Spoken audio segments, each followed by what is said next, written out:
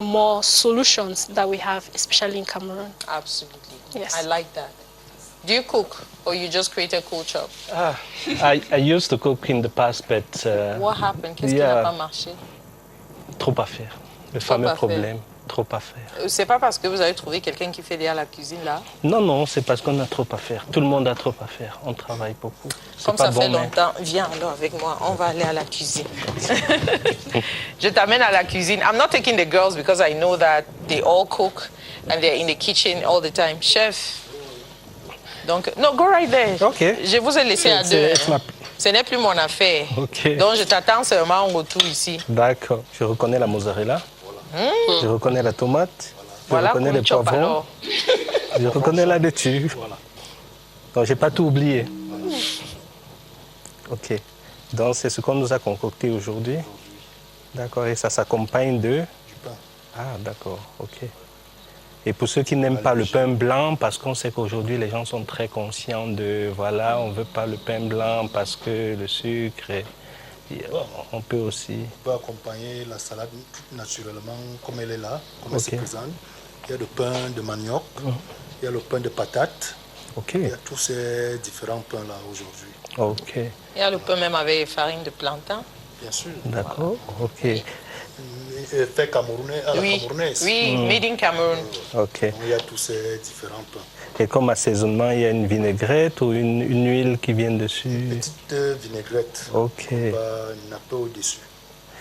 OK, j'entends aussi beaucoup demander des huiles de, je vais dire, de meilleure qualité, comme l'huile d'olive, à cause de, je ne sais pas, cholestérol.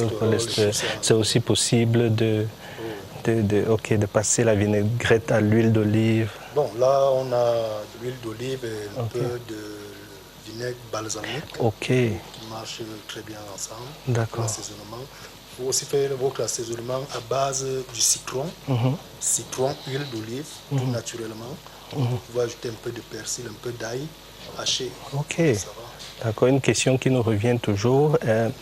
Est-ce que ça va vite de préparer un plat comme ça? Parce qu'aujourd'hui, on se rend compte que le monde est tellement dynamique. Les gens n'ont plus de temps. On ne sait pas où le temps est parti. Mais ceux qui n'ont pas de temps, est-ce qu'à midi, c'est vite fait, à la pause? Tous les jours ici, à midi, on fait des plats très rapidement faits. OK. Il y a des plats ici qu'on fait souvent en moins de 15-20 minutes. Monsieur Gouet, OK. voilà le reste de l'émission. Fini de présenter. Voilà, je voulais te soulager un peu.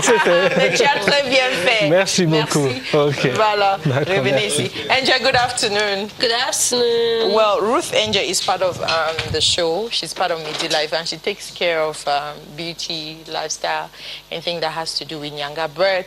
Ruth spends a little lesser time here than she does on Saturday, 6 a.m. to 9 a.m. on Born Weekend. It's a very culturally diverse show that you will love. She's on co-presentation there with Zay. And it's really just fun. You could choose to wake up on Saturday mornings with that if you're not coding or decoding. Voilà.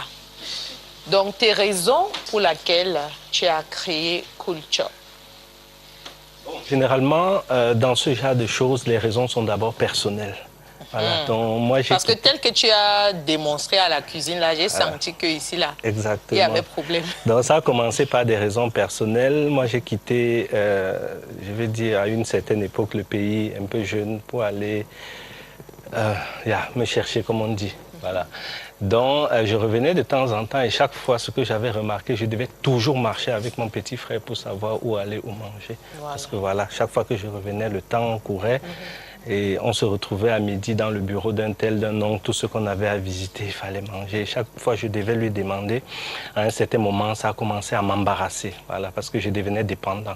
Et c'est de là qu'est venue l'idée. C'est vraiment la base de l'idée, un problème personnel, et puis on l'a développé. Et puis après, on s'est rendu compte qu'on n'était pas le seul à avoir ce problème. Voilà. Donc c'est comme ça que Cool Chop a démarré. Il y a 10 ans, c'était exactement en 2013, on a tous les recordings. Et voilà, il y a eu beaucoup de travail, de recherche, parce que voilà, les gens ne se rendent pas compte. Aujourd'hui, on se dit, ah, mais c'est simple, c'est vite fait, on peut. On a fait 7 ans de travail sur le terrain. Sur le terrain, ça a commencé par aller dans toutes les régions. On avait beaucoup d'étudiants, de jeunes. On allait à l'ouest, nord-ouest, on est allé partout pour recenser les restaurants. On avait des fiches, on les retrouve encore dans nos archives et tout ça. Et on a recensé plus de 1000 restaurants. Bon, après, Quand on revient à Yaoundé pour compiler les données, 3 mois après, je peux dire les 1/3 de tous ces restaurants avaient déjà fermé. Donc c'était un gros problème, recensé, ils meurent. Je peux dire dès le lendemain, il fallait recommencer le recensement.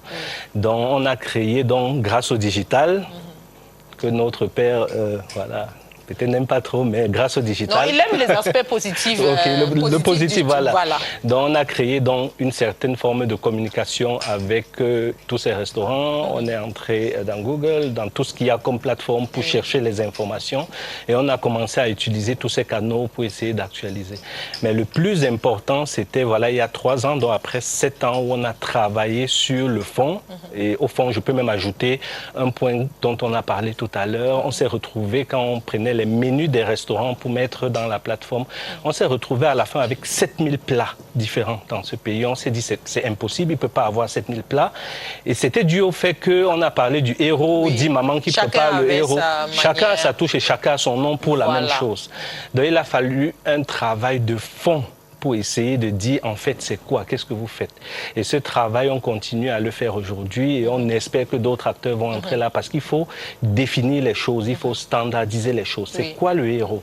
Quand je demande à 10 restaurants le héros, je veux avoir d'abord la certitude qu'on parle tous de la même chose. Voilà. Avant de pouvoir... Les doyens de héros sont les Bayangui. Ils sont au sud-ouest du Cameroun. Ils font partie du peuple Sawa, en fait. Si vous regardez, vous êtes hors du Cameroun, vous êtes informé. Maintenant, quand on entend aussi, comme on est au niveau de Cool Chop, quand on entend Cocorico, les gens ont tendance à penser au coq qu'il faut attraper, on met dans la marmite. Mais cette fois-ci, on va chanter Cocorico.